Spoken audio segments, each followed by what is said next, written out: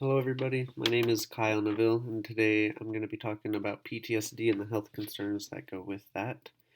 So, a little bit about me: I'm in the Army National Guard, I am in the military intelligence, and I've been activated multiple times for all those riots that have been happening this past year, different coronavirus issues, and my most recent one was for the inauguration of President Biden. And during that activation, I was able to talk to a lot of people and soldiers who are suffering from PTSD, and I'll share a story about that later on. So, why the PTSD population is vulnerable. Many of these people, a lot of them mostly suffer from depression and anxiety. They have flashbacks and they relive those really traumatic experiences that they have suffered from. And because of that, it causes this anxiety and depression, causes insomnia, makes it hard for them to sleep at night. And because of the high levels of cortisol in their body and the lack of sleep, they're more prone to getting sick a lot and getting getting different illnesses. And their healing process is also slowed down quite a bit. So the prevalence in the United States, any given year, about 3.5% of Americans have PTSD, and about 8 to 9% will develop PTSD at some point in their lives. And this is a lot higher than the rest of the world. Most countries only have about a half a percent of people with PTSD in their country. As with us Americans, we have 3.5, so that makes it pretty hard. Another interesting statistic is women are two times more than twice as likely to develop PTSD than men are. However, 10% of men 10% more men than women will suffer traumatic experiences at some point in their life. So it's pretty interesting. Most women develop PTSD from sexual assault and rape, as men will get PTSD from more violent crimes that they suffer, whether that's in the civilian world or during wartime. So I'm going to be focusing mostly on veterans just because I am at risk for developing PTSD from being in the army. So I thought it'd be a little more interesting to focus on this specific type group of people who suffer from PTSD. So many veterans lack transferable skills. That just means that a lot of people in the army or military in general have combat experience. So when they come to the civilian world, they're uneducated and don't have very many skills that can get them a good job other than that combat experience. So a lot of them become police officers or security officers of some kind because that's the only skill that they've developed, and a lot of them haven't been to college. PTSD veterans also suffer from anxiety and depression, which makes it hard for them to be around a lot of people and have those social skills needed to have that love and comfort from society and making friends. A lot of PTSD victims are really irritable and don't like being around people. So that's another determinant of health here. And a lot of them lack the healthcare access and quality. They lose their benefits when they get out unless they buy into it, or if they retire from the military, they can keep their benefits. If they get injured in war, they get a bonus or a stipend from the government to help them with their injury if they can't work. But a lot of them tend to spend that and use that on drugs and alcohol, and they end up becoming homeless. And then when that happens, they end up losing a lot of these benefits that the government gives them to help them. So, in my opinion, the root cause and the main health disparities of concern for PTSD victims is just the frame of mind that they have. When they suffer from PTSD, they have severe anxiety and depression, which makes it hard for them to function in society. And because of that, it's just a downhill spiral from there. They start losing their contact with loved ones. They don't like being around people. They can't function. They can't maintain a job. And then when that happens, they start getting addicted to different things. And they become homeless. And then they start just losing their quality of life from there. So I think the root cause is just their frame of mind. So here's a little chart that I found that I really like that talks about PTSD. We've already been over it a little bit. So 7 to 8% of Americans will get PTSD at some point in their lives.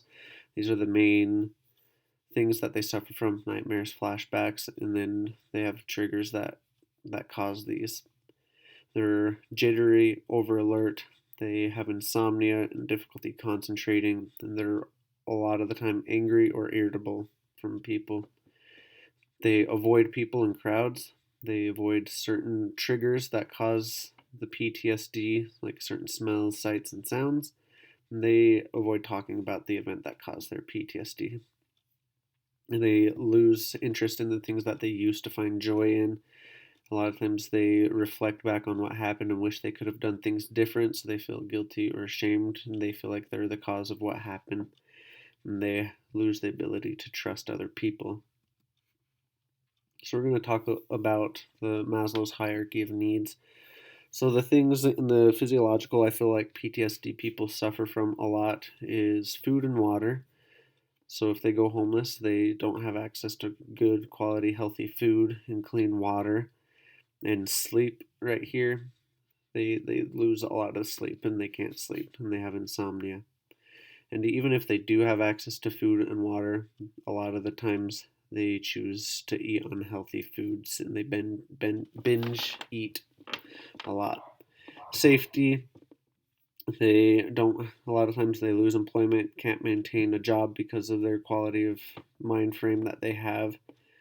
And the family, sometimes they lose contact with their family and they don't like being around them, and because they're irritated and the family tries to help them, they just get more and more irritated from that.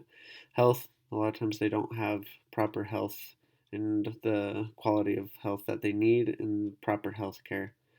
And property, they can maintain a property if they choose to and if they can function in society, but a lot of times veterans who suffer from PTSD end up going homeless. And it's pretty sad. Love and belonging, this is really hard for them to maintain. As we've already discussed, they don't like being around people and large crowds, and it's hard for them to maintain a good relationship with family and friends. And this love and belonging is hard. A lot of them also end up in divorce. Esteem, right here, they a lot of times they lose confidence. They blame themselves for what happened, and they feel depressed, and they have the anxiety, and they lose their self-esteem. And then self-actualization, just because of how they function, a lot of times this can be really hard for them as well. And I got all this information just from interviews, personal interviews that I've done during my activations. These were a lot of the problems that I was told that a lot of them suffer from. And then specific health concerns. So these people are at risk for communicable diseases. If they're homeless, because of where they live and the quality of where they live, they are more easily able to catch illnesses and diseases. Even if they're not homeless, they are at high risk just because of how their body heals. It's slowed down because of all the high levels of stress and anxiety, insomnia. It slows down the whole healing process, so they're more prone to sickness and healing. A lot of them get addicted to drugs and needle drugs as well, so they can get HIV and AIDS with drinking and other drugs. They can get organ damage like liver failure, kidney problems, and they also have a lack of health care, so they are at high risk for these. The non-communicable diseases, not so much, just because that's more hereditary and things that they're born with in genes, so that doesn't play a role with PTSD as much. Other health concerns is they are at risk for self-harm from drugs and alcohol. They get addicted to the prescription drugs that they get, and when that gets too weak and they need something more, they begin to go towards other harder drugs, and then they get addicted to alcohol as well. And then harming others, they can harm others. A lot of them get violent, whether that's emotional abuse or physical abuse. They can harm their families. And then a lot of them are involved in shootings as well, and they can be involved in shootings. And here's an example of that. Sergeant Antonio Lopez, he was a shooter back in Fort Hood in 2014. He killed 4 people, including himself. These are the other 3 he killed. and he armed 12 people with other wounds from this shooting. So one of my personal interviews during one of the activations, I'll just share a little story of what happened to this soldier. His name was Sergeant Freeman. He was in Afghanistan, and he was pulling security by a Humvee here. He was laying down right here in the prone with his gun pulling security, and there was an Afghani sniper. And this is kind of what our armor looks like. This is what he was wearing. We have armor plates in the front and in the back, and the Afghani soldier was kind of aiming for this area so it would go through his lungs and hopefully hit his heart. But the sniper missed a little bit and it shot through here. There's no armor in this. This is all padding, and it went through his hip and caused severe bleeding. The last thing that Sergeant Freeman remembers is getting out of his Humvee and laying here. And then a couple months later, he woke up in a hospital in Germany. And they performed lots of surgeries, and he had to relearn how to walk again because of these injuries to his hip. He gained a lot of weight and has become anxious and depressed, and his body can't function like it used to, and he suffers from PTSD.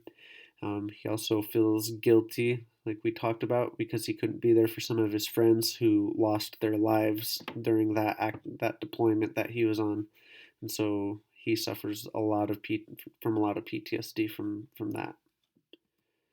And then here's my references. I talked to a lot of soldiers during my activations. I couldn't remember all their names, so I just wrote down a bunch of notes. But Sergeant Freeman, that's the one that I shared. And then here's the other references that I have. Thank you guys.